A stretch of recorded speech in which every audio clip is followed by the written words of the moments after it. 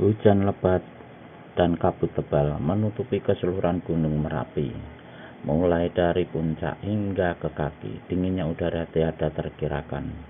Dari malam tadi hujan mencurah lebat dan sampai dini hari itu masih juga terus turun. Suaranya menderu menegakkan bulu roma. Halilintar bergelegar. Kilat sabung menyabung dunia laksana hendak kiamat layaknya. Untuk kesekian kalinya kilat menyambar, dan untuk kesekian puluh kalinya pada suasana di kaki sebelah timur Gunung Merapi menjadi terang benderang beberapa detik lamanya. Dalam keterangannya yang singkat itu, maka kelihatanlah satu pemandangan yang mengerikan tetapi juga sangat aneh. Pada sebelah timur kaki Gunung Merapi itu terdapat sebuah lembah tak bertuan yang tak pernah dijejaki kaki manusia. Tapi di saat hujan deras, kabut tebal, dan udara dingin luar biasa itu, di tengah-tengah lembah kelihatanlah 4 sosok tubuh manusia. Keempatnya berdiri dengan tidak bergerak-gerak, seakan-akan tiada mau peduli dengan buruknya cuaca saat itu. Bahkan mungkin juga tidak merasakan sama sekali suasana di saat itu. Keempatnya menghadap ke satu arah, yaitu mulut sebuah gua yang terletak sekitar 10 tombak di hadapan mereka. Meski kabut tebal dan hujan lebat, namun mata mereka yang berpandangan tajam dan melihat mulut gua itu dengan jelas. Keempat manusia itu nyatanya adalah gadis-gadis berparas jelita rupawan. Yang pertama mengenakan pakaian ringkas warna merah darah, yang kedua biru, yang ketiga hitam pekat, dan yang terakhir berpakaian putih. Di seluruh permukaan lembah berhamparan tulang belulang dan tengkorak-tengkorak kepala manusia yang memutih laksana salju. Keempat gadis-gadis itu sendiri berdiri di atas tumpukan tulang belulang dan tumpukan tengkorak-tengkorak kepala manusia. Dan sikap mereka berdiri itu juga sama sekali tidak acuh dan tak ambil peduli. Sepasang mata mereka masing-masing terus saja memandangi mulut gua tanpa berkedip. Tiba-tiba dari mulut gua selari sinar hijau menyambar ke arah keempat gadis itu. Kemudian menyusul puluhan kalajengking hijau beracun dengan capit-capit terbuka menyerang keempatnya. Satu jengkal lagi binatang-binatang pembawa maut itu mencapai sasarannya. Tiba-tiba dengan serentak keempat gadis menghembus ke depan. Puluhan kalajengking hijau mental dan jatuh bergelepakan di antara tulang belulang serta tengkorak-tengkorak manusia. Pada saat sinar hijau dan mulut gua lenyap, maka secepat kilat keempat gadis itu memasang sebuah kedok tipis ke muka masing-masing, dan kini berubahlah muka yang cantik rupawan itu menjadi muka tengkorak yang ngeri menegakkan bulu roma. Dan dari mulut gua melesatlah sesosok bayangan hijau. Keempat gadis muka tengkorak serentak menjura dan serentak pula berseru, "Guru!" Manusia yang keluar dari gua ini nyatanya adalah juga seorang gadis bermuka tengkorak dan berpakaian ringkas hijau. Dia berdiri di atas setumpuk tulang belulang manusia. Sesudah menyapu keempat paras dan sosok tubuh di hadapannya, maka perempuan berpakaian hijau ini menengadah ke langit dan tertawa mengekeh panjang sekali. 10 tahun mendidik kalian, 10 tahun memendam cita-cita. Nyatanya kalian tidak mengecewakan. Si muka tengkorak berpakaian hijau kembali mengekeh lama-lama, lalu melanjutkan,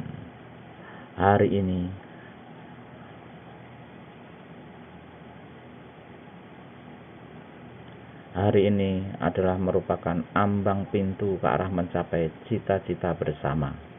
Hari ini kita berpisah, berpisah untuk kelak membangun cita-cita, yaitu cita-cita mendirikan Partai Lembah Tengkorak yang bakal dan mesti menguasai dunia persilatan. Sekarang kalian pergilah, tapi apa kalian ingat semua pesanku? Tentu guru, jawab keempat gadis muka tengkorak berbarengan. Bagus, laksanakan tugas kalian dengan baik. Nah, pergilah. Guru, berkata gadis berpakaian merah.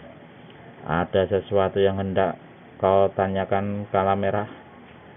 Murid dan saudara-saudara seperguruan sebelum pergi menghaturkan terima kasih kepada guru dan yang telah mendidik dan selama 10 tahun telah mengajari kami. 10 tahun bersama guru, satu kali pun kami belum pernah melihat wajah guru. Sudilah, sebelum kami pergi, guru suka memperlihatkan paras guru yang asli. Manusia muka tengkorak berpakaian hijau tertawa gelak-gelak. Belum saatnya muridku, belum saatnya. Kelak, di satu ketika, kalian akan melihatnya juga. Sekarang, ayo pergi, cepat. Keempat gadis itu menjurah hormat. Sekali mereka berkelebat, maka lenyaplah keempatnya dari pemandangan. Lenyap dengan diiringi suara kekehan memanjang dari guru mereka, Dewi Kala Hijau.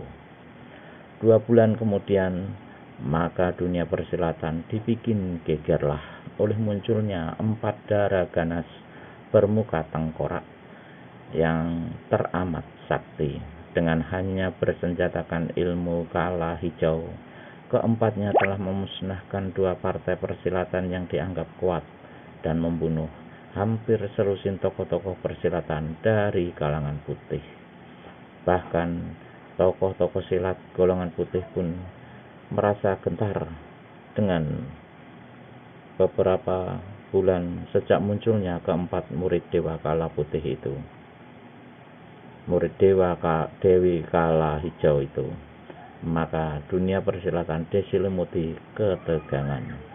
Jika keempat dara ganas itu sanggup memusnahkan 2 partai persilatan kuat dan membunuh selusin tokoh silat lihai, maka sukar dijajaki kehebatan dan sampai di mana ketinggian ilmu keempat manusia itu.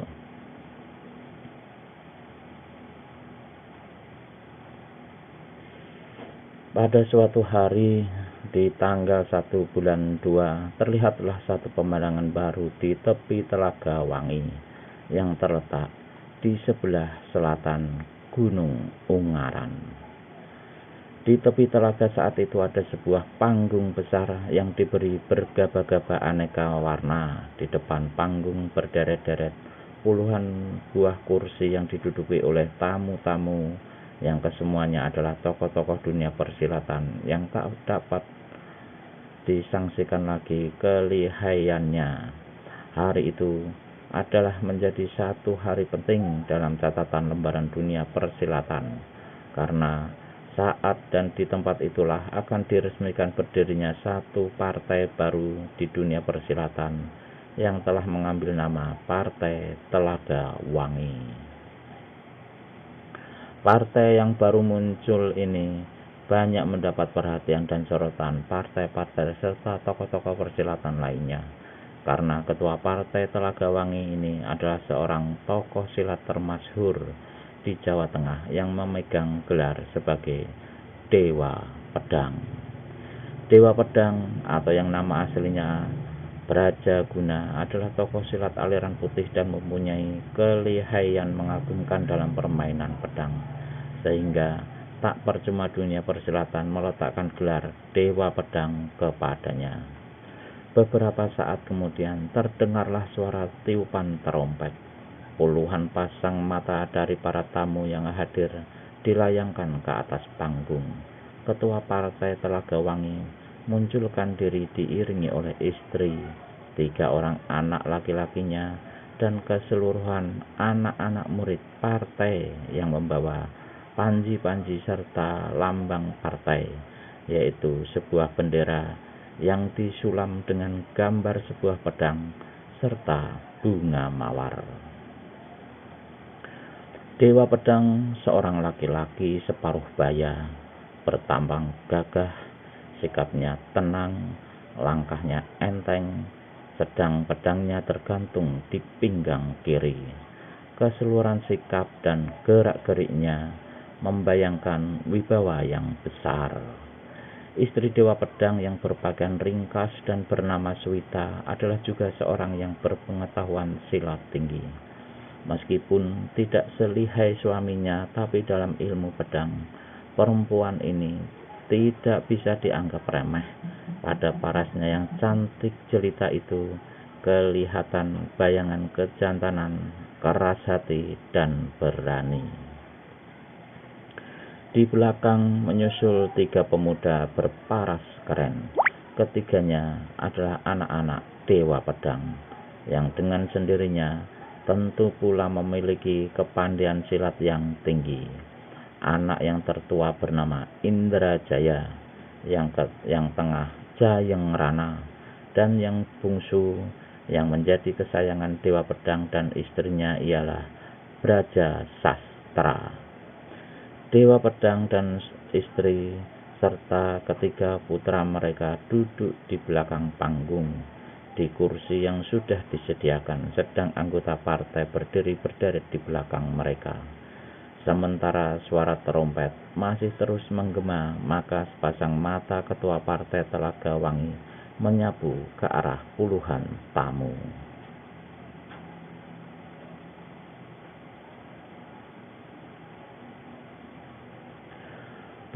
Brajaguna seorang yang berpemandangan tajam.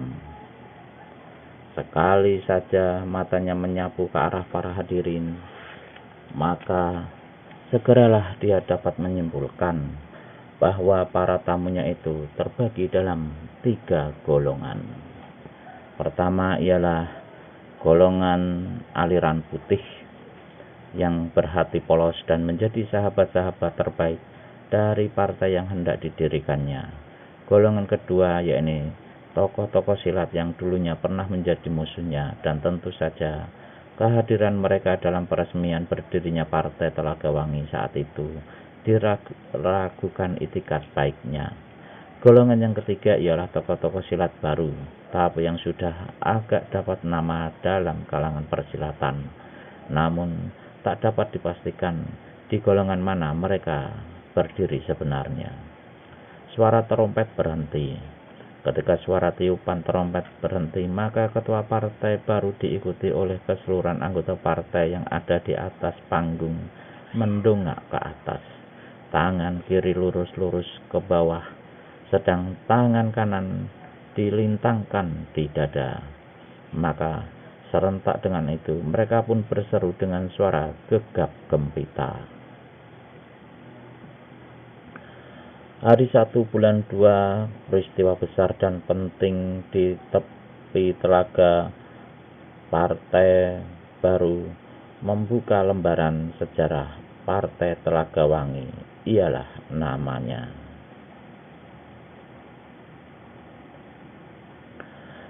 Keempat baris kalimat itu diserukan sampai 3 kali berturut-turut. Sesudah itu, maka bangkitlah ketua partai dari kursinya dan melangkah ke depan panggung. Dengan muka berseri-seri, Dewa Pedang memandang pada para hadirin lalu menjura memberi hormat. Saudara-saudara sekalian yang kami muliakan, pertama sekali saya selaku ketua dari partai yang baru muncul ini, atas nama keseluruhan anggota partai mengucapkan banyak terima kasih dan rasa hormat yang setinggi-tingginya, karena saudara-saudara sekalian telah sudi meringankan langkah untuk datang kemari. Suara ketua partai Telaga Wangi ini keras dan lantang, penuh wibawa dan nadanya teratur. Demikian rupa enak didengar, sehingga seluruh mata yang hadir menunjukkan pandangan kepadanya. Setelah menyapu sekilas paras tamunya dengan sepasang matanya yang tajam, maka Dewa Pedang pun meneruskan bicaranya. Dalam pasang surutnya dunia persilatan dewasa ini, kami bersama telah memberanikan diri untuk mendirikan sebuah partai baru yang kami namakan Partai Telaga Wangi. Sesuai dengan namanya, maka kami benar-benar berusaha dan menginginkan agar kelak partai kami ini menjadi harum dalam merintis segala sesuatu yang baik di dunia persilatan. Kami percaya bahwa hanya dengan usaha yang betul-betul, dengan segala kesungguhan hati, dan ditambah pula dengan bantuan saudara-saudara sekalian di sini, terutama dari saudara-saudara golongan putih, maka pastilah dunia persilatan akan diliputi ketenteraman dan kedamaian abadi. Sesudah mengakhiri pidatonya itu, maka ketua partai Telaga Wangi memperkenalkan istri dan ketiga putranya pada para hadirin. 4 anggota partai yang menduduki jabatan penting juga diperkenalkan. Keempatnya ialah Jambak Rogo, pengurus partai untuk daerah utara, Kelabang Songo, pengurus partai daerah selatan, lalu Lah Gundala, pengurus partai daerah barat, dan yang keempat Suralangi, pengurus partai daerah timur. Dewa Pedang mengakhiri perkenalan tokoh-tokoh partai Telaga Wangi itu dengan kata-kata penutup. Akhirul kalam, sekedar untuk pelepas dahaga dan penangsal perut, saudara-saudara sekalian, maka kami persilakan saudara-saudara untuk menikmati minuman serta hidangan selayaknya. Di samping itu, jika ada kekurangan atau kekhilafan dalam bentuk apapun, sudi kiranya saudara-saudara memberi maaf. Dewa Pedang menjura lalu memutar tubuh. Namun sudut matanya menangkap acungan tangan seorang tamu yang duduk di sebelah timur panggung. Ketua Partai Telaga Wangi, sebagai partai baru, aku si bayangan hitam ingin menjajaki sampai di mana kehebatan kalian. Jangan-jangan partaimu ini hanya bagus nama saja, tapi tak ada isi. Jangan-jangan partaimu yang memakai nama Telaga Wangi hanya merupakan telaga busuk yang tak mampu menghadapi pasang surut dunia persilatan. Sebagai ketua partai, apakah kau bisa sedikit memberikan bukti di hadapan para hadirin bahwa partaimu adalah satu partai yang memang patut diberojotkan? Semua kepala para hadirin yang ada segera dipalingkan ke arah timur. Dewa Pedang sendiri juga memandang ke jurusan itu. Yang telah dibuka suara tadi ternyata adalah seorang tokoh silat berjubah hitam, berbadan tinggi, langsing, berkepala lonjong, dan kedua pipinya sangat cekung. Dialah tokoh yang digelari si bayangan setan. Dan dari gelarnya ini saja sudah dapat diketahui bahwa dia adalah tokoh dari kalangan hitam. Dewa Pedang yang tajam pemandangannya diam-diam sudah maklum bahwa maksud kedatangan serta ucapan si bayangan setan tadi adalah satu tantangan atau penghinaan atau sekurang-kurangnya menganggap remeh partainya dan dirinya selaku ketua. Namun dengan tenang dan bijaksana Dewa Pedang buka mulut hendak menjawab. Tapi dari panggung sebelah barat tiba-tiba terdengar seseorang berseru. Suaranya keras menggelegak. "Bayangan setan, apakah kau buta atau masih belum membuka mata lebih lebar sehingga kau berbicara begitu terhadap Partai Telaga Wangi? Jika kau kenal julukan ketuanya, tak bakal kau anggap remeh." Kini semua kepala serentak diputar ke panggung sebelah barat. Namun tak seorang pun, termasuk Dewa Pedang, yang mengetahui siapa adanya manusia yang telah bicara tadi.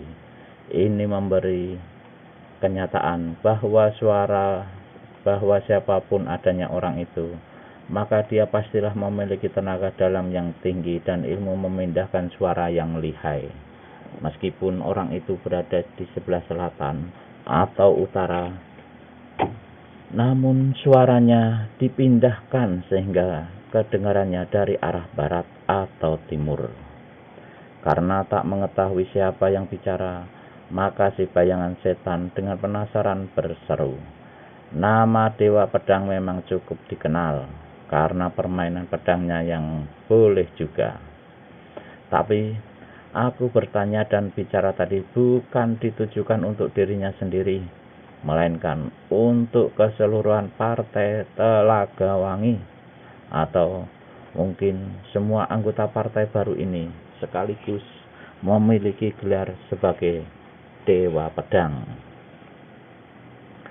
Terdengar suara mengekeh yang mengandung ejekan. Lagi-lagi suara ini datangnya dari jurusan barat. Dan lagi-lagi tak satu orang pun yang tahu siapa yang mengeluarkan suara tertawa itu. Kau terlalu sembrono dalam bicara, bayangan setan. Apa kau tak tahu bahwa ucapanmu itu menghina langsung nama ketua serta seluruh anggota Partai Telaga Wangi? Tak satu tokoh silat dan partai persilatan pun yang bisa menelan kata-katamu itu, entah Dewa Pedang dan partai barunya. Diam-diam ketua Partai Telaga Wangi segera maklum bahwa di antara para hadirin ada yang mulai memasukkan jarum-jarum perangsang untuk menghangat dan mengacaukan suasana. Dengan sikap tenang dan bijaksana, dia menjawab. Waktu bicara ini, dia sama sekali tidak menghadap kepada si bayangan setan secara langsung, namun memandang ke tengah-tengah hadirin. Sekaligus, ini merupakan satu balasan yang cukup menyakiti si bayangan setan, meskipun datangnya secara halus. Saudara-saudara sekalian, tadi kami sudah menyatakan bahwa maksud dari didirikannya Partai Telaga Wangi ini ialah untuk berusaha menenteramkan dan mendamaikan dunia persilatan.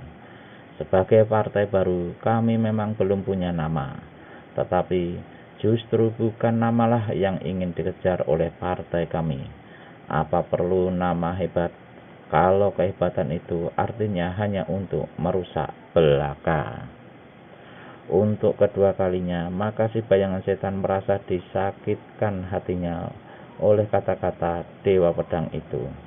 Dia berprasangka bahwa gelarnya lah yang dimaksudkan oleh ketua Partai Telaga Wangi sebagai sesuatu nama yang hanya untuk merusak. Mulut si bayangan setan komat kamit dan dia angkat bicara kembali. Dunia sejuta arah, ucapan 1000 kalimat lidah bersilat kata, namun dunia persilatan tetap dunia persilatan yang tiada mengenal adanya satu partai baru tanpa diketahui partai yang macam mana kelasnya. Apakah kelas kroco saja, atau bunglon, atau kadal, atau kunyuk? Setiap partai baru wajib menghadapi batu ujian. Betul. Menyambung suara yang dari panggung sebelah barat. Partai baru Mesti diuji. Tapi apakah kau sanggup melakukan ujian itu, bayangan setan? Jangan kau hanya bicara besar saja, tak tahu isinya cuma gemblong. Marahlah si bayangan setan mendengar kata-kata itu. Siapa takut melakukan ujian, katanya membentak. Sekali tubuhnya berkelebat, maka melesatlah ia ke atas panggung. Sedikitpun gerakannya ini tiada menimbulkan suara.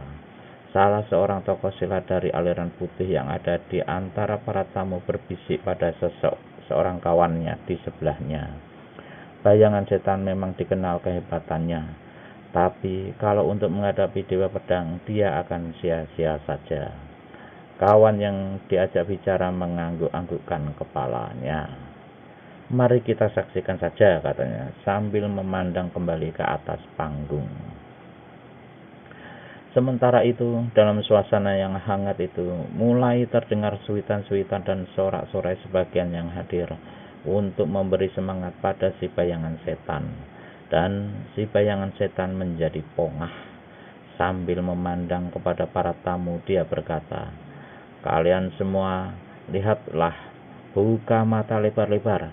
Hari ini, aku si bayangan setan akan menguji satu partai baru." 3 putra ketua partai Telaga Wangi menggertakkan geraham dan mengepalkan tinju. Bahkan putra tertua yaitu Indrajaya segera berdiri dari kursinya. Melihat bangkit berdirinya putra ketua partai Telaga Wangi ini, maka sorak dari suara-suara membakar semangat berbagai rupa semakin santar kedengaran di kalangan para hadirin.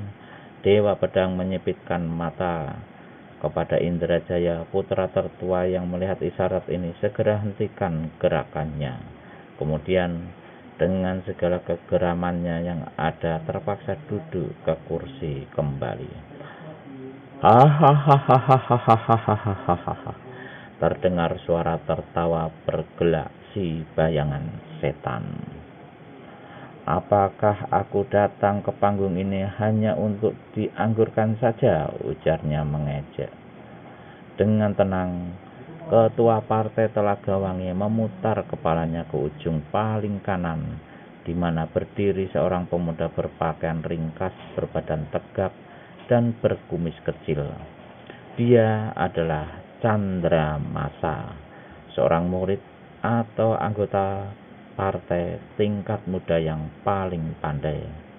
Tahu bahwa si bayangan setan adalah seorang tokoh yang lihai dan banyak pengalaman, maka Dewa Pedang sengaja menganggukkan kepala memberi isyarat pada Chandramasa. Melihat anggukan ini, Chandramasa segera melangkah ke depan. Dia menjura terlebih dahulu di hadapan Dewa Pedang, lalu memutar tubuh menghadapi si bayangan setan. "Bayangan setan, atas izin ketua kami, kuharap kau yang tua sudi memberi sedikit pelajaran pada yang lebih muda." Si bayangan setan memandang kerenyit. Kulit kening pada Chandramasa lalu tertawa gelak-gelak sampai keluar air mata.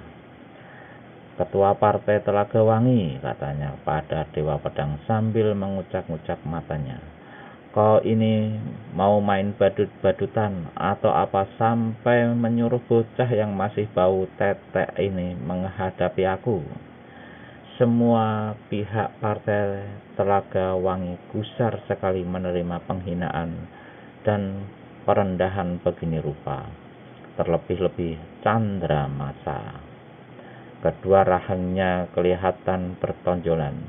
Sebaliknya, sang ketua sendiri dengan tenang dan suara sabar menjawab, "Bayangan setan, justru karena dia bau air teteklah maka aku suruh menghadapi kau. Bukankah maksudmu hendak menguji partai kami Dan bukankah yang lebih pandai itu biasanya menguji yang lebih bodoh? Nah, silahkan dimulai. Ucapan yang sabar serta tenang tapi berwibawa itu sekaligus merupakan satu tempelak bagi si bayangan setan. Mukanya merah, sedang para hadirin kedengaran lagi bersorak-sorai membakar semangatnya. Kalau memang tak ada muridmu yang lebih pandai dari yang satu ini, tak apalah, kata si bayangan setan pula.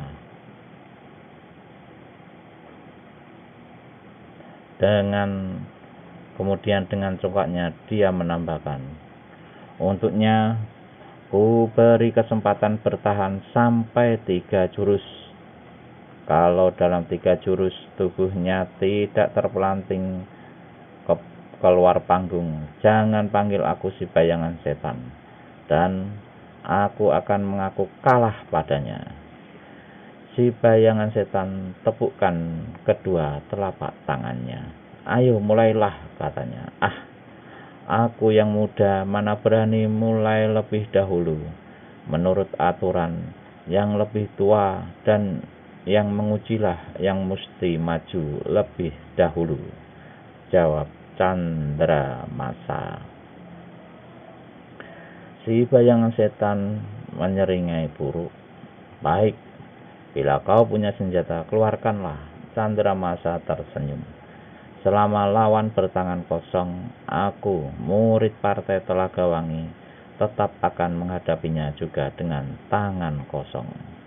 Kalau begitu, terimalah jurus pertama ini, kata bayangan setan gusar. Sekali tubuhnya berkelebat, maka dia pun lenyap, dan kini yang kelihatan hanyalah sesosok bayangan hitam menyambar laksana kilat ke arah Candramasa. Sedang angin berkesiuran turut menyerangnya dengan pesat, dengan maksud hendak memamerkan kehebatannya dan hasrat hendak merubuhkan lawan dalam satu jurus saja. Maka di jurus pertama itu si bayangan setan sudah mengeluarkan ilmu silatnya yang hebat, yaitu ciptaannya sendiri bernama bayangan hitam menjulang langit.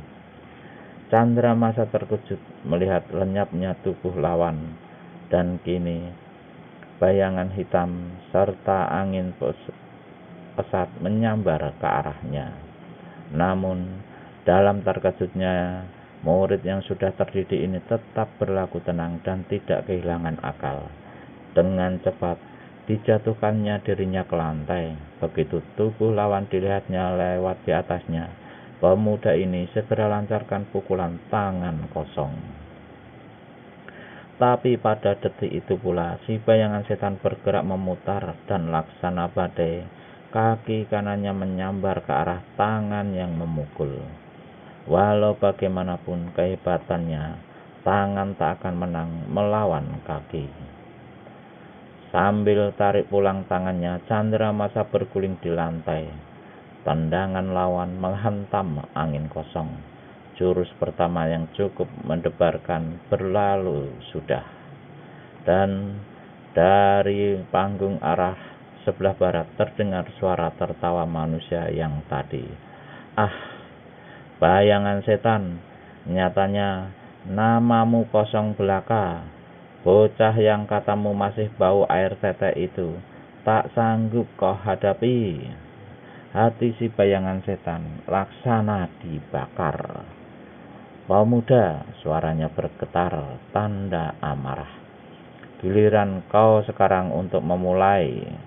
Candramasa tersenyum jumawa. Terima kasih, katanya. Tangan kanannya diacungkan ke depan, seperti sikap seorang yang tengah memegang senjata. Lihat perut, teriak Candramasa tiba-tiba, dan pada kejapan itu pula tubuhnya melesat ke depan. Tangan menyambar ke perut si bayangan setan. Tanpa banyak cerita, si bayangan setan segera menyongsong serangan lawan ini dengan pukulan tangan kanan, karena dia tahu bahwa tenaga dalamnya jauh lebih tinggi dari si pemuda. Sedetik lagi kedua lengan mereka akan beradu. Maka pada saat itu pula terdengar kembali seruan Candramasa. Lihat dada dan laksana pedang lengan kanan anak murid Telaga Wangi itu menusuk ke arah dada. Si bayangan setan geram serta penasaran sekali melihat bayangan setan menggerakkan kedua tangannya sekaligus dalam ilmu pukulan yang disebut menabas gunung mengepit surga. Dengan ilmu silat ini, si bayangan setan bermaksud mengapit lengan kanan lawan, kemudian mematahkannya.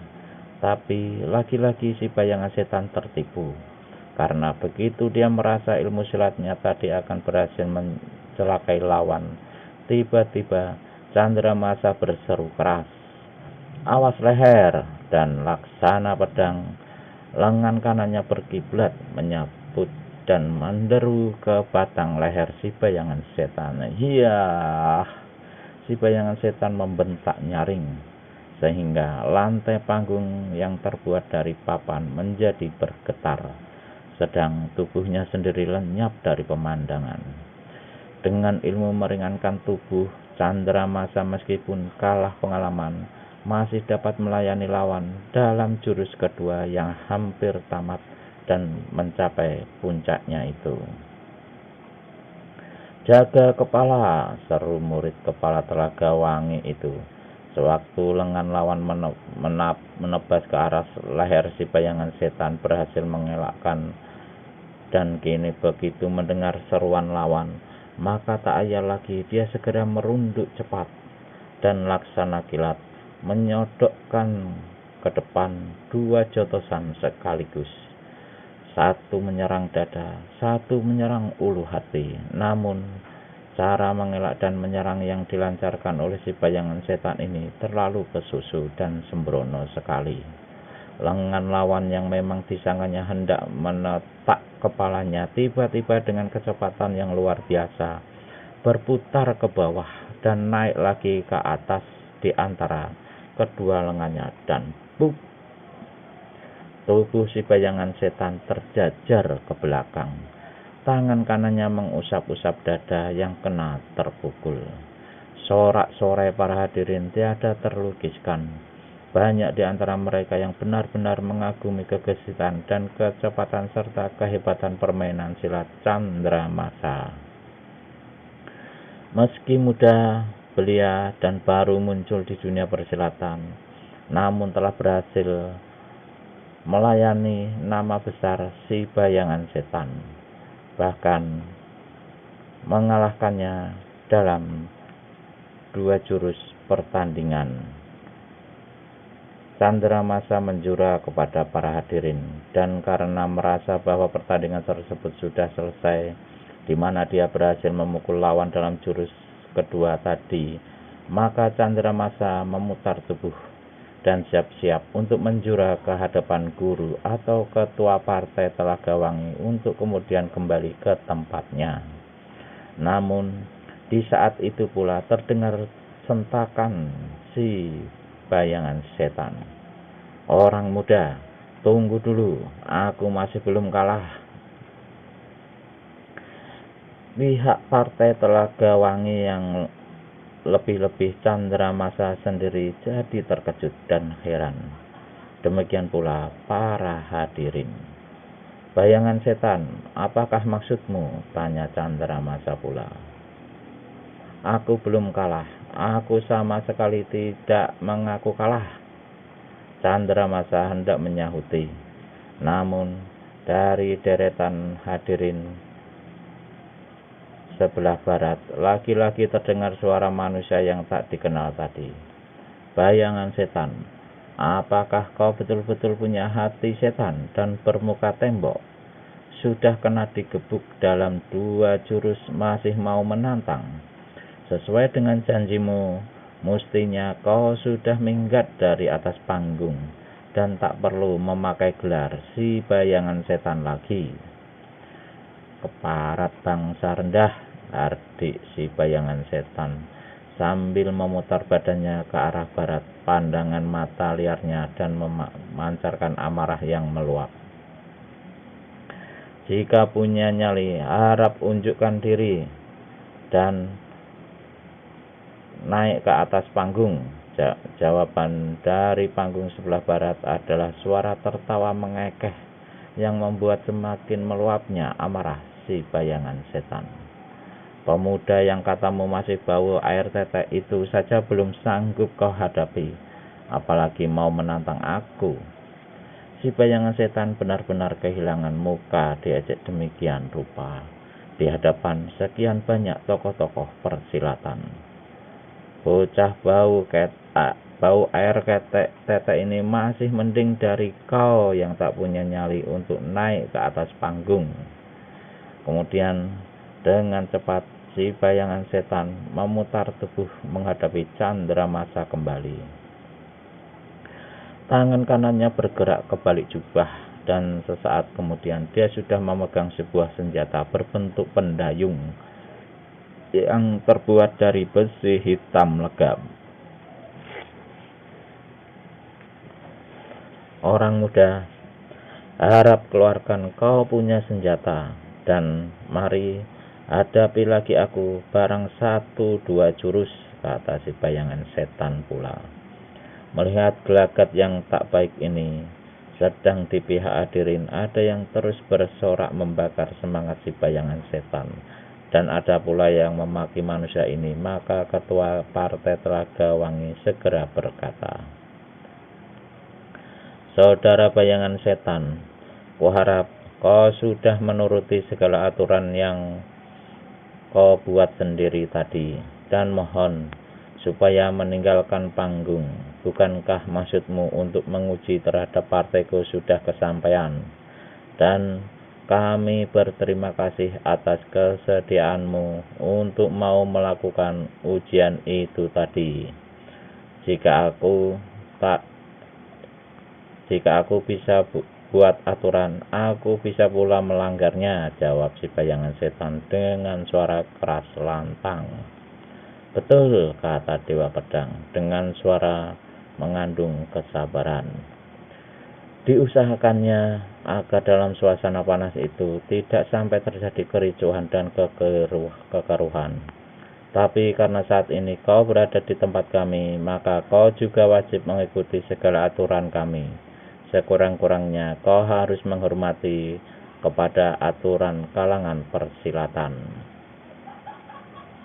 Aku datang ke sini bukan untuk mengikuti dan menghormat kepada segala macam aturan apapun. Kalau muridmu tidak punya nyali dan kau sendiri pun maju akan lebih baik.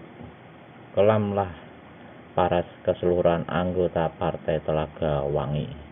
Lebih-lebih ketiga putra Dewa Pedang serta Suwita istri Dewa Pedang mendengar ucapan si bayangan setan yang mengandung penghinaan itu. Namun Dewa Pedang sendiri anehnya masih tetap bisa berlaku tenang-tenang duduk di kursinya. Ketua, seru Chandramasa pula, harap kau memberi izin padaku untuk menghadapi lagi manusia yang tidak tahu aturan dan tak tahu peradatan serta tak tahu diri ini. Baik, Chandra, tapi kali ini hati-hatilah, jawab ketua partai Telaga Wangi pula. Mendengar ini, maka tak menunggu lebih lama, Chandramasa segera cabut pedangnya yang terbuat dari perak murni, sehingga sinar matahari membuat senjata itu berkilauan. Begitu melihat lawan memegang senjata, maka si bayangan setan dengan penuh bernafsu segera melancarkan serangan ganas diiringi bentakan dahsyat. Terima jurus kematianmu ini, orang muda. Besi hitam yang berbentuk pendayung itu menderu ke arah Chandramasa dengan dahsyatnya. Si pemuda dengan gesit melompat ke samping, dan dari samping kemudian dengan cepat mengirimkan serangan pedang. Maka kelihatanlah sinar hitam dari senjata si bayangan setan saling gulung bergulung dengan sinar putih pedang candramasa.